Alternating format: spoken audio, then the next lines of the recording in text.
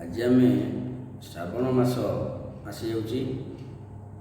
सब पिलाने जो कावड़ी पिलाने सब पानी नहीं जी श्रावणी भार ता विषय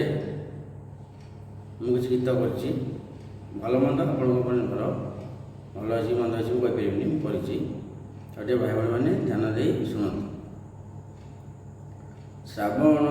मास आसिला पवित्र मासरे गणा होइला सुजने गो शिव शिरे जल लागी हेला सुजने गो शुभ मास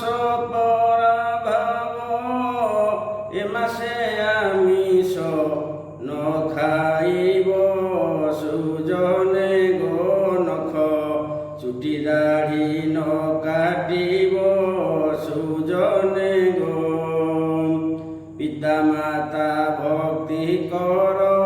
शिवंक शिरे जल लागी कर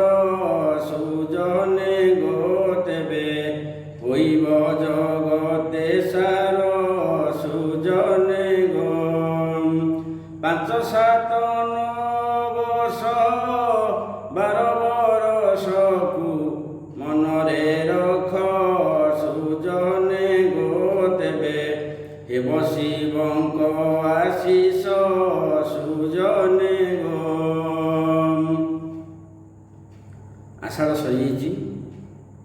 श्रावण मास आसी सोमवार ठारू सब पानी ढला आज पानी ढला हम पवित्र मास ये मासरे प्रत्येक शैवपीठ भक्त मैंने सब पानी लाई करती एवं ता द्वारा केतेकांश लोक भी उपकार पाई प्रमाण भी अच्छी। ये शुभ मास ये मासरे आमिष खाइबेनी नख कटाबनी चुटी काटबेनी दाढ़ी कटाबनी किए कह आम खाइबू काटबू करूँ कहूँ किए मना क्या मना कर ये हूँ कलिजुग नुह कला जुग तुम हिसाब तुम कर आम कौन से कह कि नहीं आम गीत मध्यम जनइबू किए मानले खुशी न मानले खुशी यहाँ कहवाटा उचित नुह। तापर पिता माता बापा माँ को जो मानकर बापा माँ पाखे भक्ति न थाई सी पानी लेकिन जीवे उदर्थ फल पाइबे ना रहसन कले फल मिलबनी प्रकृत भक्ति चल पिता माता को भक्ति कर बापा माँ प्रथम देवता सी तुम संसार को आनी भक्ति कर तुम निश्चिंत भल रही भक्ति न कर जिते पानी ढाले भी फल मिल ना। तापर 5 वर्ष हो 7 वर्ष हो 9 वर्ष हो 12 वर्ष हो मन में गोटे धारणा रख मुझे 12 वर्ष पानी ढाली कि 5 वर्ष ढाली कि 7 वर्ष ढाली कि 9 वर्ष ढाली तार निश्चय तुम फल भल आसवा सेमती गले किसी लाभ ना नीति नियम काम से बहुत नीति नियम काम तेणुक ये सब कले निश्चय आपको शुभफल प्राप्ति हम एवं मनस्कार निश्चय पूर्ण हम 100 को 100 ग्यारंटी यदि एक न हो